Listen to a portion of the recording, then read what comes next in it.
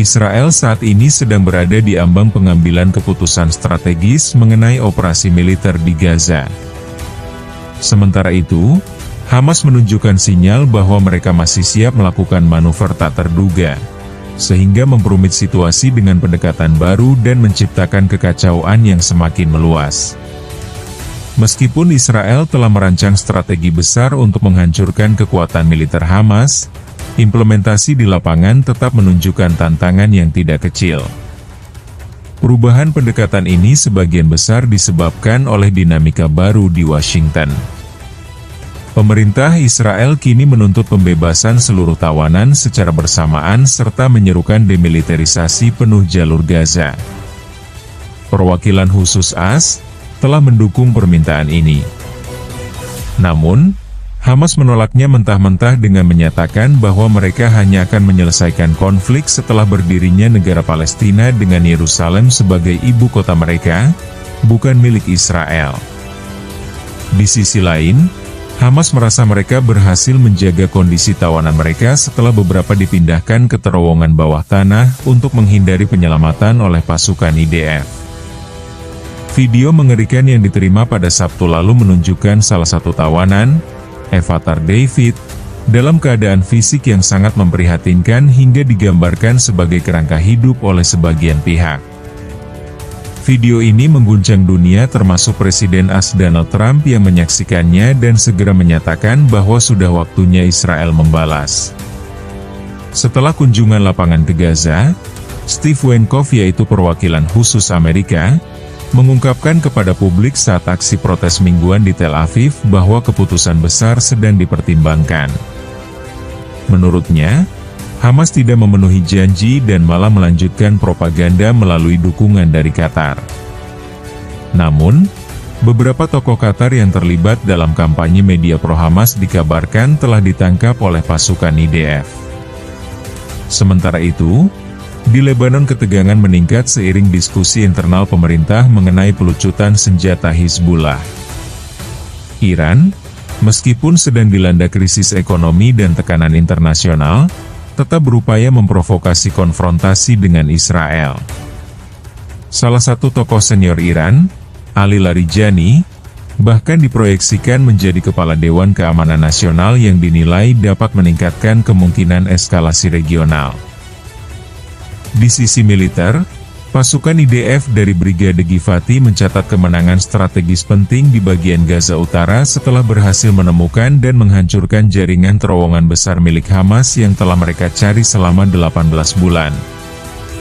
Temuan ini dianggap sebagai pukulan telak bagi struktur logistik dan mobilitas Hamas serta mempercepat kemungkinan berakhirnya pertempuran di kawasan utara Gaza dalam hitungan hari.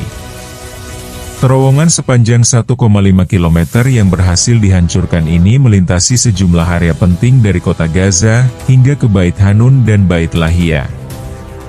Jaringan tersebut memungkinkan pejuang Hamas untuk bergerak tanpa terlihat dari rumah ke rumah bahkan di bawah daerah padat penduduk. Keberhasilan menghancurkan jalur ini memutus aliran logistik dan mobilisasi Hamas, sehingga membuat mereka kini harus beroperasi di permukaan tanah yang otomatis meningkatkan kerentanan terhadap serangan udara IDF. Operasi ini merupakan bagian dari operasi kereta perang Gideon, di mana Brigade Givati telah beroperasi selama 73 hari berturut-turut, menghancurkan ratusan infrastruktur, termasuk 657 bangunan dan lebih dari 50 titik masuk terowongan serta menetralisir lebih dari 200 militan.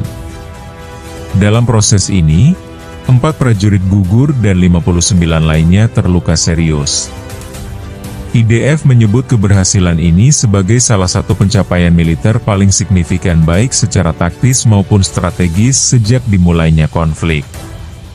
Dalam perkembangan lain, pada hari Sabtu satu militan Hamas menyerah kepada pasukan IDF di Bait Hanun dan mengungkapkan lokasi gudang senjata tersembunyi. Tim IDF kemudian menyita sejumlah besar senjata, amunisi, rompi, dan perlengkapan lainnya. Terowongan yang ditemukan juga dilengkapi dengan perbekalan jangka panjang termasuk makanan, air, dan fasilitas sanitasi. Keberhasilan ini juga mempercepat keruntuhan 3 dari 5 brigade utama militer Hamas, yakni Brigade Rafah, Brigade Han Yunis, dan Brigade Utara. Kini hanya tersisa 2 brigade aktif yang mempertahankan wilayah kota Gaza dan kamp pengungsi di sekitarnya. Namun, tantangan masih besar karena diyakini ribuan tawanan termasuk warga Israel masih disembunyikan di wilayah tersebut, kemungkinan besar di dalam jaringan bawah tanah. Namun sayangnya, banyak media internasional justru memilih untuk mengabaikan penderitaan ini. Menurut sumber AS, jika Hamas menolak ultimatum yang mencakup demilitarisasi, pembebasan seluruh tawanan, dan pembentukan pemerintahan transisi yang didukung AS di Gaza, maka Israel siap meluncurkan serangan militer besar-besaran untuk menghancurkan organisasi tersebut. Pada saat yang sama, dalam konferensi diplomatik di New York dan Qatar, 2 negara yang selama ini dianggap pendukung Hamas disebut mulai mengambil jarak. Mereka kini mendesak Hamas untuk menyerahkan kendali kepada otoritas Palestina dan menghentikan operasi militer kembali ke Lebanon.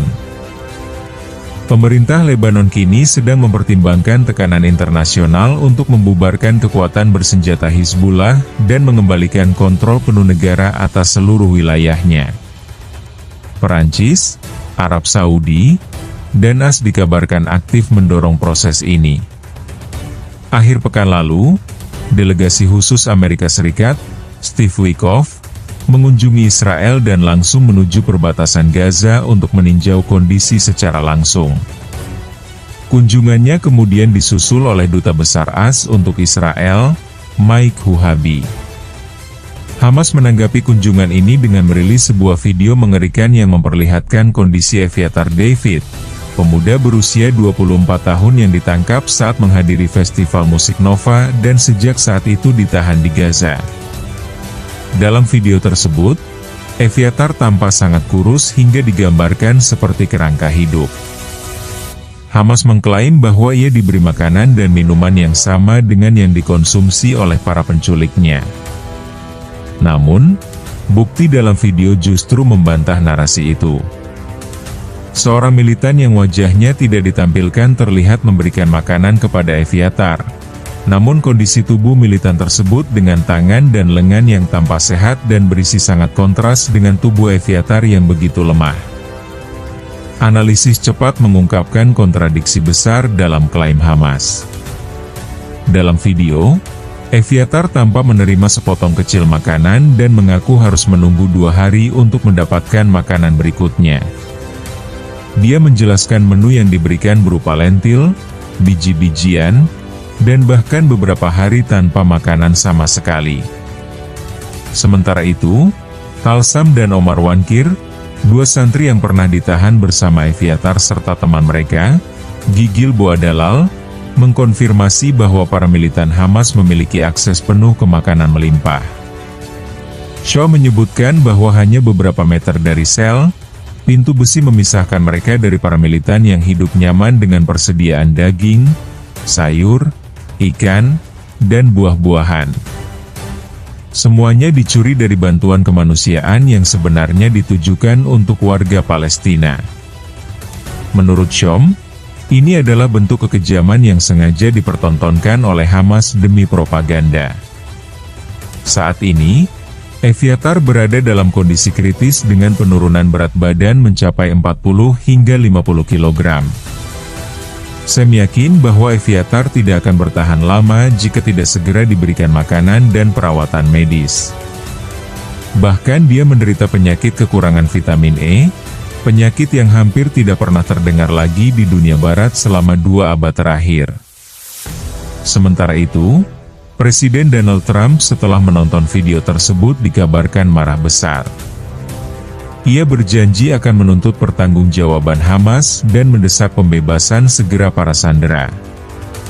Namun, semua ini terjadi dalam bayang-bayang kemunafikan global. Beberapa negara Eropa, termasuk Prancis, mulai mendorong pengakuan sepihak terhadap negara Palestina bukan sebagai solusi perdamaian, melainkan lebih terlihat sebagai usaha diplomatis untuk menekan Israel. Padahal, Semua pihak tahu siapa Hamas sebenarnya. Sebuah entitas teroris yang menguasai Gaza sejak 2006, yang dipilih secara demokratis tetapi berkuasa secara brutal. Di sisi lain, pemerintahan otoritas Palestina di Ramallah di bawah pimpinan Mahmud Abbas tidak lebih dari sistem yang lemah dan korup, sehingga gagal dalam setiap upaya memperbaiki nasib rakyatnya. Ironisnya, dunia justru melihat solusi Timur Tengah seolah hanya bisa datang dari entitas ini, yang terbukti tidak mampu menyelesaikan apapun. Dan yang lebih menyedihkan lagi, organisasi-organisasi bantuan yang seharusnya netral justru menolak bekerja sama dengan Israel dalam menyalurkan bantuan ke Gaza karena khawatir menampilkan Israel dalam cahaya positif. Mereka lebih memilih mengabaikan penderitaan warga Gaza daripada harus bekerja sama dengan negara Yahudi. Jadi, ketika Anda melihat gambar Evyatar David yang kurus kering di terowongan Hamas, bandingkanlah itu dengan kenyataan di mana para militan Hamas duduk nyaman makan hasil curian dari bantuan kemanusiaan. Bandingkan pula dengan narasi-narasi palsu yang menyalahkan Israel atas krisis kemanusiaan. Apa pendapat kalian? Bagikan pandangan kalian di kolom komentar di bawah.